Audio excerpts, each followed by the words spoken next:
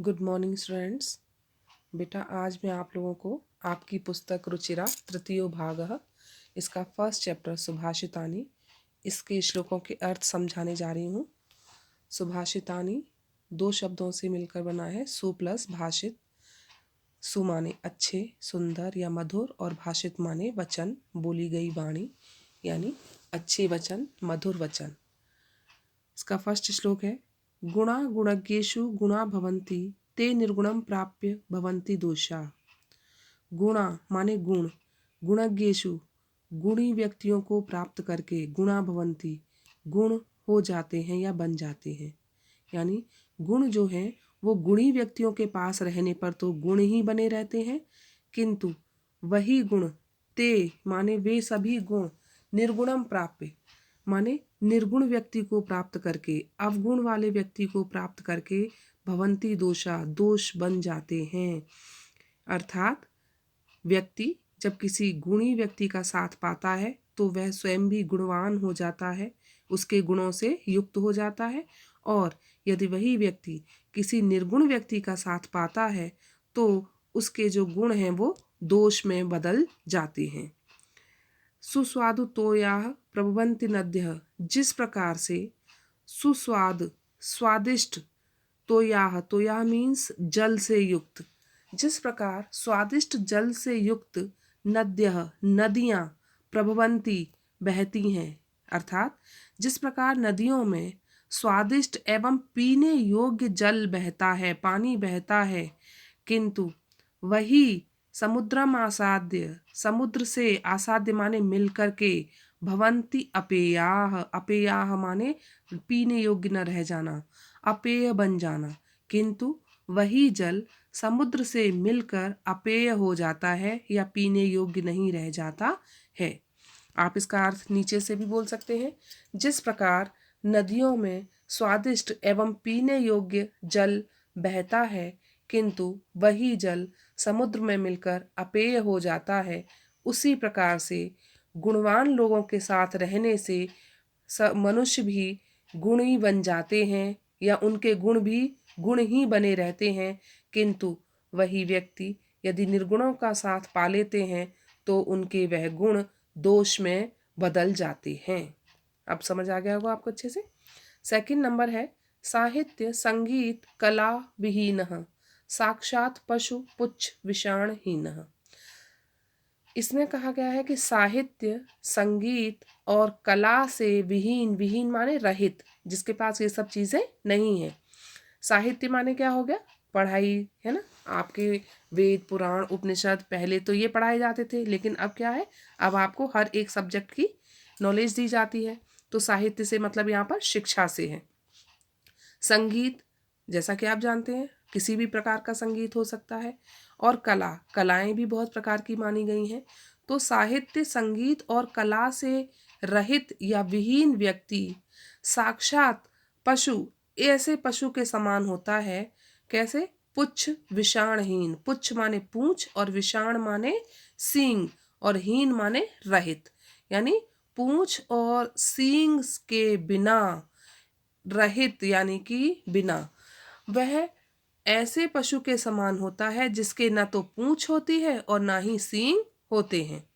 तृणम न खादन न पी, तृणम, तृणम माने घास, ऐसा व्यक्ति घास न खाता हुआ, खादन अपि, खादन अपि माने न खाता हुआ भी, जीवमानः जीवित रहता है। कैसे, पशुओं के समान। ऐसा व्यक्ति घास न खाते हुए भी इस संसार में पशु के समान ही जीवित रहता है। तद भाग देयम परमम पशुनाम, और यह तो तद भाग देयम परमम, परमम माने बहुत ही अधिक, भाग देयम माने सौभाग्य की बात है, तद माने उन, पशुनाम माने पशुओं के लिए, और यह तो उन पशुओं के लिए बड़े ही सौभाग्य की बात है। क्या सौभाग्य की बात है कि इंसान पशु के समान तो जीवित है लेकिन घास नहीं खा रहा है, यानी घास तो उन्हीं के लिए बची हुई है। अगर इंसान ने भी घास खानी शुरू कर दी तो पशु तो बेचारे भूखे ही मर जाएंगे। इसलिए ये बात कही गई है कि यह तो उन पशुओं के लिए बड़े ही सौभाग्य की बात है कि वह व्यक्ति जो साहित्य संगीत और कला से रहित है, वह ऐसे पशु के समान होता है जिसके न तो सींग होते हैं और ना ही जिसकी पूंछ होती है। ऐसा व्यक्ति घास न खाते हुए भी इस संसार में पशुओं के समान ही जीवित रहता है या अपना जीवन व्यतीत करता है, और यह उन पशुओं के लिए बड़े ही सौभाग्य की बात है। थर्ड नंबर है लुब्धस्य नश्यति यशः। लुब्धस्य माने लोभी व्यक्ति का, यशः नश्यति यश मान सम्मान, नश्यति नष्ट हो जाता है। पिशुनस्य मैत्री, और पिशुनस्य माने चुगली करने वाले व्यक्ति की मैत्री मित्रता नष्ट हो जाती है। नष्ट क्रियस्य कुलम अर्थ परस्य धर्मः। नष्ट क्रियस्य नष्ट क्रियस्य माने जो कोई भी कार्य नहीं करता है, अकर्मण्य है, ऐसे व्यक्ति का जो है वो वंश नष्ट हो जाता है। कुलम अर्थ परस्य धर्मः, कुलम हो गया, इसी कुल माने वंश नष्ट हो जाना। नष्ट क्रियस्य कुलम यानी जो व्यक्ति कोई काम नहीं करता है उसका कुल वंश नष्ट हो जाता है। क्यों नष्ट हो जाएगा? क्योंकि जब वो कोई काम ही नहीं करेगा तो उसका कुल आगे बढ़ेगा ही नहीं। और अर्थ परस्य धर्मः, अर्थ परस्य, अर्थ माने धन, परस्य माने दूसरे का, और जो धन का लालची होता है, दूसरे के धन का लालच करता है, उसका धर्मः, धर्म नष्ट हो जाता है। विद्या फलम व्यसनिनः, और व्यसनिनः माने बुरी आदत वाले व्यक्तियों का जो है वो विद्या का फल नष्ट हो जाता है। कृपणस्य सौख्यम, कृपणस्य माने कंजूस व्यक्ति को कोई भी सौख्यम माने सुख प्राप्त नहीं होता। क्यों? क्योंकि वो तो अपनी कंजूसी में ही रहेगा, तो सुख कहाँ से पाएगा? सुख पाने के लिए तो हमें क्या करना पड़ता है? धन भी खर्च करना पड़ता है, और कंजूस तो धन खर्च नहीं करेगा। इसलिए कहा गया है कि कंजूस का सुख नष्ट हो जाता है। राज्यम प्रमत्त सचिवस्य नराधिपस्य, राज्य कैसे व्यक्ति का, कैसे राजा का, नराधिपस्य, नराधिपस्य मीन्स राजा, और कैसे राजा का? प्रमत्त, प्रमत्त माने घमंडी या आलसी, अलग अलग अर्थ निकलते हैं। तो यहाँ पर आलसी भी हम कहेंगे और घमंडी भी बोल सकते हैं। सचिव, सचिव माने मंत्री। जिस राजा का मंत्री आलसी और घमंडी होता है, ऐसे राजा का राज्य नष्ट हो जाता है। क्यों? क्योंकि वो अपने आलस में ही पड़ा रहेगा, अपने अहंकार में ही रहेगा, वो अपने आगे किसी को कुछ समझेगा नहीं। तो इसलिए यहाँ पर हम दोनों ही शब्द, प्रमत्त का अर्थ अहंकार भी निकाल सकते हैं और आलसी भी निकाल सकते हैं।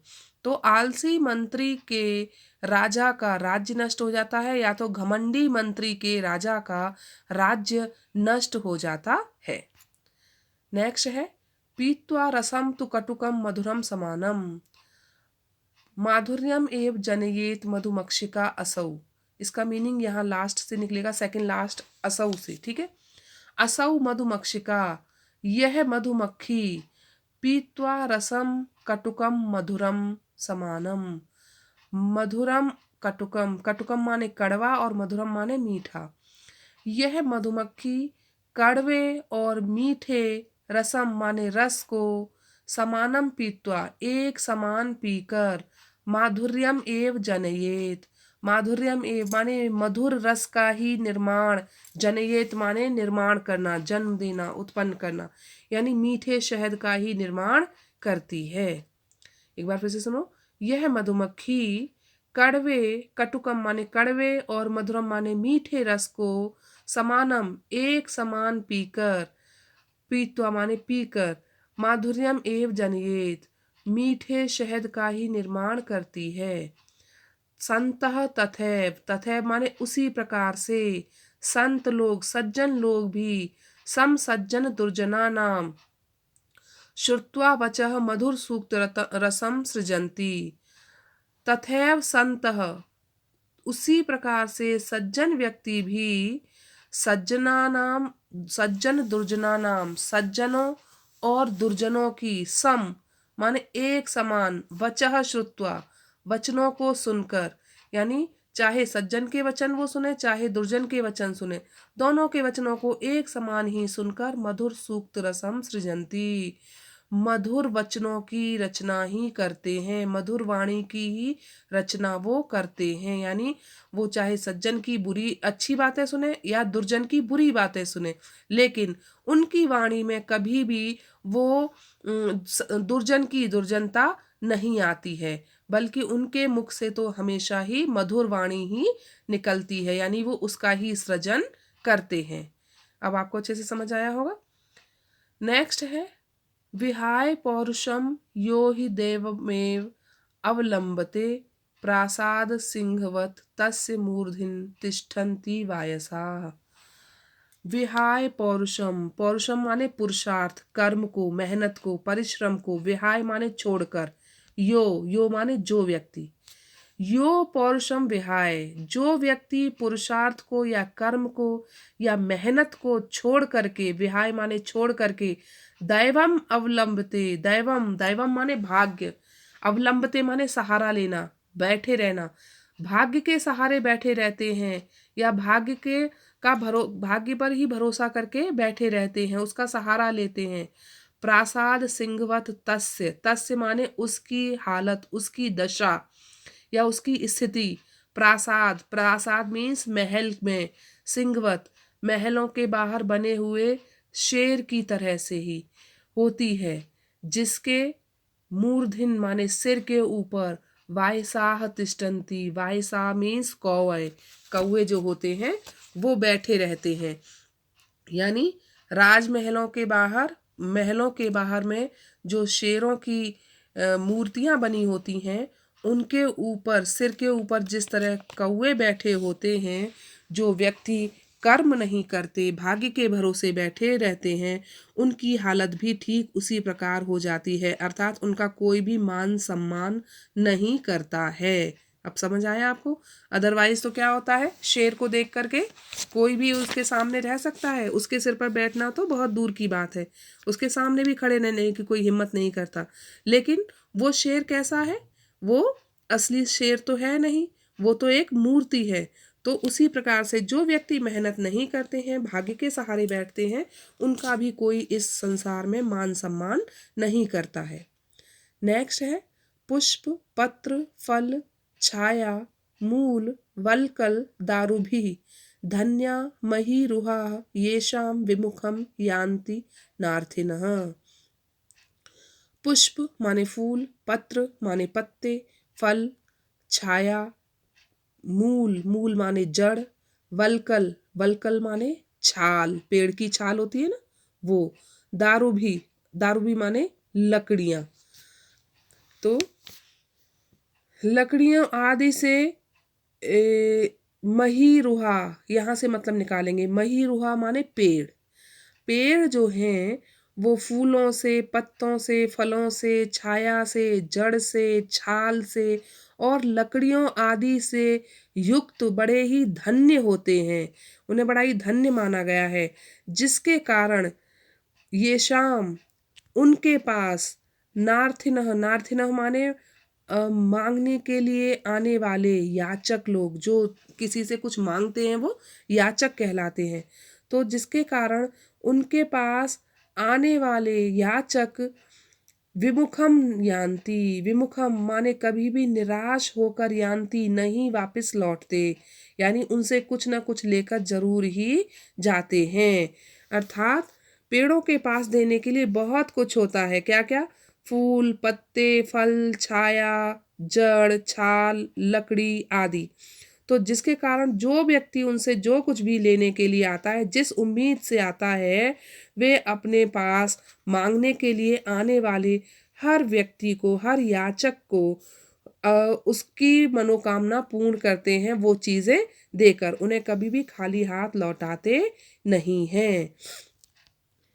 नेक्स्ट लास्ट है आपका चिंतनीय ही विपदाम आदावेव, इसका प्लस करेंगे, संधि विकसित करेंगे तो आदाय प्लस एव, प्रतिक्रिया न कूप खननम युक्तम प्रदीप्ते वहिना ग्रहे। चिंतनीया ही विपदाम, इसका अर्थ निकलेगा विपदाम से, विपदाम आदाय एव ही प्रतिक्रिया चिंतनीया, अर्थात विपदाम माने विपत्ति के, आदाय आने पर ही, जो व्यक्ति विपत्ति के आने पर या विपत्ति माने मुश्किल आने पर उसका समाधान ढूंढे, तो वो कैसा होगा, वो मूर्ख व्यक्ति कहलाएगा। ठीक है, तो इसका अर्थ हम क्या निकालेंगे, विपत्ति विपदाम आदाय एव ही, विपत्ति आने से पहले ही व्यक्ति को प्रतिक्रिया चिंतनीय माने सोच लेनी चाहिए, कर लेनी चाहिए। प्रतिक्रिया माने उसका समाधान, कुछ ना कुछ उसका समाधान ढूंढ लेना चाहिए। हर एक व्यक्ति को विपत्ति आने से पहले ही विपदाम आदाय एव विपत्ति आने से पहले ही उसका समाधान ढूंढ लेना चाहिए। क्योंकि वहिना प्रदीप्ते, क्योंकि वहिना मीन्स आग के प्रदीप्ते माने लग जाने पर, जल जाने पर, घर में आग लग जाने पर, कूप खननम माने कुएं को खोदना, न युक्तम कोई ठीक बात नहीं है, यानी बिल्कुल बेकार ही है, व्यर्थ ही है, वो काम बेकार ही जाएगा। घर में आग लग जाए और उसके बाद कुआं खोदा जाए उस आग को बुझाने के लिए, तो क्या कोई घर को बचा सकता है? नहीं बचा सकता ना, वो तो बेकार ही जाएगी आपकी मेहनत। इसलिए हमें कोई भी परेशानी आने से पहले ही उसका हल ढूंढ लेना चाहिए। एक बार इसको फिर से सुन लो। विपत्ति के आने से पहले ही हमें उसका समाधान या उसका हल ढूंढ लेना चाहिए, क्योंकि विपत्ति के आने के बाद उसका समाधान ढूंढना उसी प्रकार से बेकार होता है, उसी प्रकार व्यर्थ होता है, जैसे घर में आग लगने पर या आग लगने के बाद कुआं खोदना बेकार होता है या व्यर्थ हो जाता है। अब आपको समझ आ गया होगा अच्छे से।